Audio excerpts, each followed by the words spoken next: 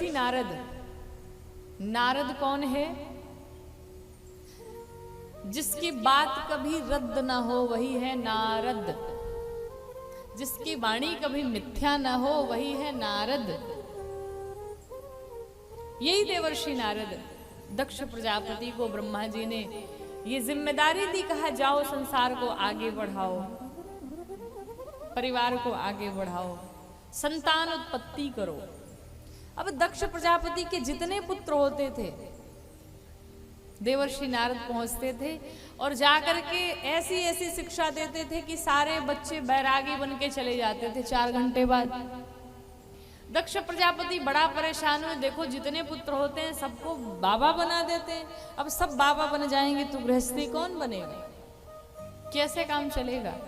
तो दक्ष प्रजापति ने देवर्षि नारद को श्रापित कर डाला। कहा जाइए आज के बाद से आप क्षण भर से ज्यादा कहीं टिक नहीं सकते, न क्षण भर से ज्यादा टिकेंगे और ना ही बच्चों को शिक्षा देंगे, ना बच्चे बैरागी बन के जाएंगे। तब से देवर्षि नारद चलते ही रहते। लेकिन एक बार की बात है, हिमालय की परिक्रमा करते समय देवर्षि नारद को एक परम रम्य आश्रम दिखाई पड़ा और जैसे ही आश्रम दिखाई पड़ा देवर्षि नारद की समाधि लग गई, समाधि में चले गए। लेकिन अब विचार करने योग्य बात यह है कि जिस देवर्षि नारद को श्राप था कि क्षण भर से ज्यादा कहीं टिक नहीं सकते, वो देवर्षि नारद की घनघोर समाधि लग गई। ये कैसे हुआ? ये भगवान की कृपा से संभव हुआ।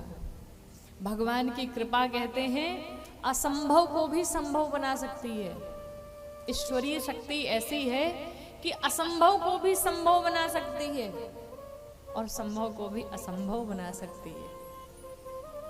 जिस पर रघुनाथ जी की कृपा हो जाए उसके लिए संसार में कुछ दुर्लभ नहीं रहता है। इसलिए भगवान के श्री चरणों में पड़े रहो। मांगना है तो भगवान से मांगो, दुनिया से नहीं। दुनिया वालों से अगर मांगेंगे ना तो वो एक बार अगर जीवन में आपके लिए कुछ कर दिए ना तो 10 बार कहेंगे हमने आपके लिए ये किया, हमने आपको वो दिया, हमने आपको वो दिया, ये किया वो किया। लेकिन भगवान, महाराज भगवान कभी कुछ नहीं कहते। भगवान तो अपने प्यारे बच्चों जैसे दुलार करते रहते हैं, प्यार करते रहते हैं, लाड लड़ाते रहते हैं। इसलिए गिरना है तो किसके चरणों में गिरो? भगवान के चरणों में गिरो, लोगों के चरणों में नहीं गिरना।